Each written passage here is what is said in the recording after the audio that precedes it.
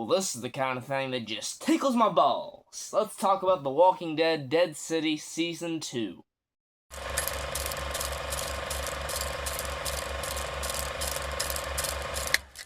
Hey guys, AJYT Abbott here, and today we are talking The Walking Dead Dead City Season 2. This is, of course, a spin-off of The Walking Dead, following Lauren Cohan as Maggie and Jeffrey Dean Morgan as Negan. One of my favorite characters in The Walking Dead. One of my favorite characters in media. I love Negan. I love Jeffrey Dean Morgan and everything that he does. I try to watch everything that he's in.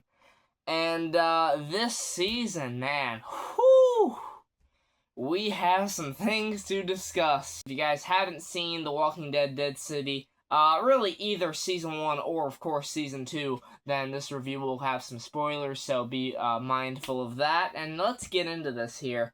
So, this season we have an upgrade from 6 episodes to 8 episodes. They give us 8 episodes this time around, and I thought that was a very good decision. It kind of lets the season breathe a little bit more. Maybe we'll get more next season. If not, 8 is a pretty good number anyway, instead of 6, because 6 it just kind of feels like it flies by a little bit too fast. This season we are following Maggie, who is going to back to New York, back to Manhattan with New Babylon, along with Armstrong, and Herschel tags along this time, as well as Jenny, who was kind of Negan's makeshift daughter, if you will, very much a kid that he was trying to protect and look out for. And they're going to Manhattan because the New Babylon people want the methane. Most importantly, this Colonel Lucia character, she wants the methane very badly. They get attacked by the Barazi, led by the Croat, played by, oh my god, I can't remember the guy's name.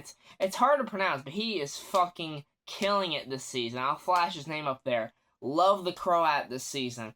And then you also have the Dama in this season as well, playing as our main villain of sorts. You also have villains like Bruegel, played by Kim Coates, who is criminally underused in this season, but I still really enjoyed the hell out of him, and I'm going to talk about him a little bit here.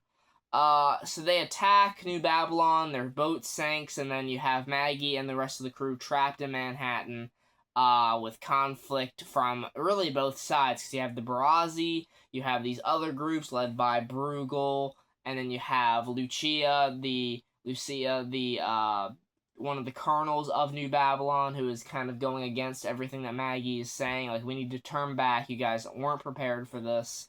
And you have Armstrong kind of trying to play to both sides, like, okay, I know that we need the methane, and I want to be loyal to these people that have kept my family safe and everything for years, but Maggie is also bringing up plenty of good points, and she knows the inner workings of the Croats operation, and, you know, she just knows Negan in general, what he's thinking about. And Negan this season, last season, of course, he was imprisoned by the Dama and was told that he needs to kind of go back to his old ways and be a beacon of leadership to these people, or else that she would threaten Herschel and she would do very bad things to him, like cut off his toe, even though we find out this season that Herschel voluntarily gave her this toe, because Herschel and the Dama are like this now. She has got some kind of hold over him. She knows how to read him like a book. She reads into that trauma that he has with his father's passing, and she uses that to her advantage at multiple times during the season. And even by the end of the season,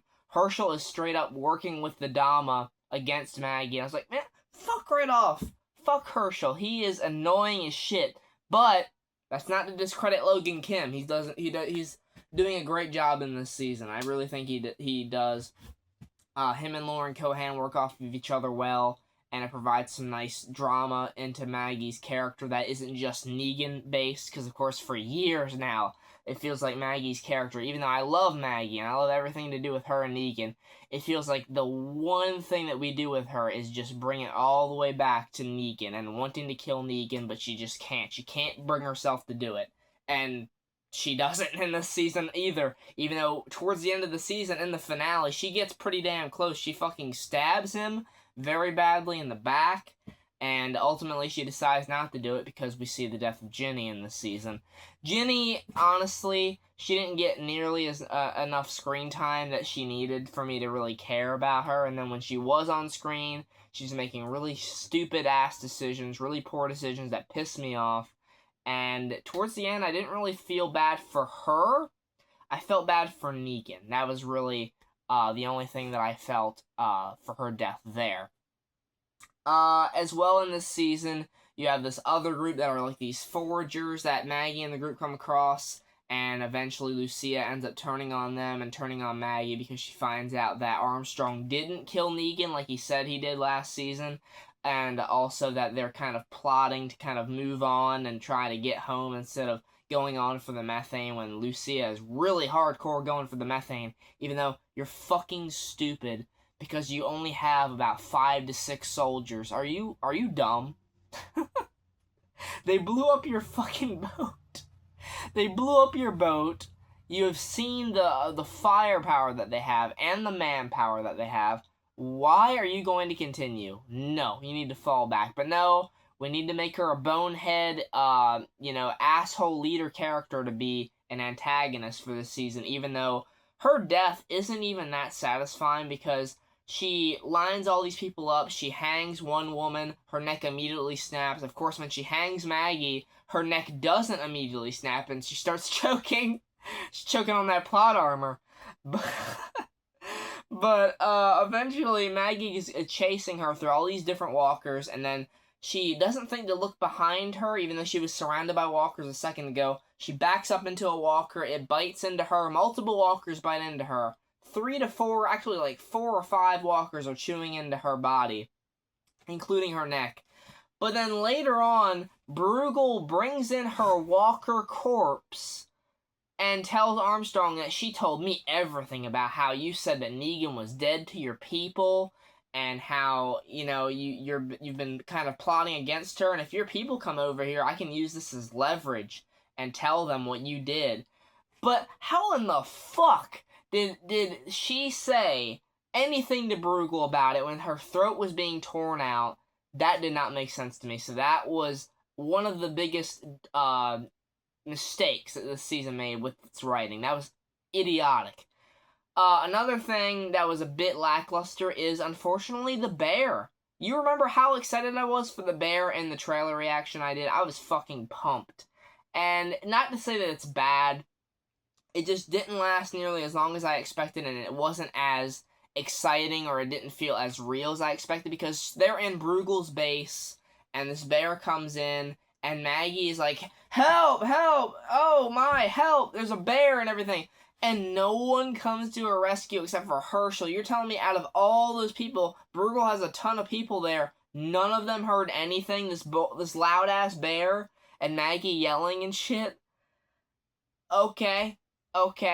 And then the way Maggie takes it out is she just lets Herschel score a couple lucky shots on the bear and then lets it fall into some spikes. I was like, man, that was fine. It was good, I guess, but it wasn't nearly as cool as I fucking imagined it to be. Really, the Maggie stuff is where a lot of the bad writing comes in, especially with the Dama, what it has to do with the Dama, because the Croat lets the Dama die.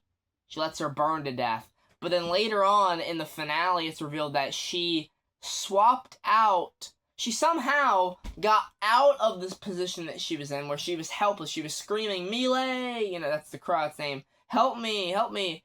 And he leaves, and then you think she burns to death. But no, apparently she got a corpse or a mannequin or fucking what?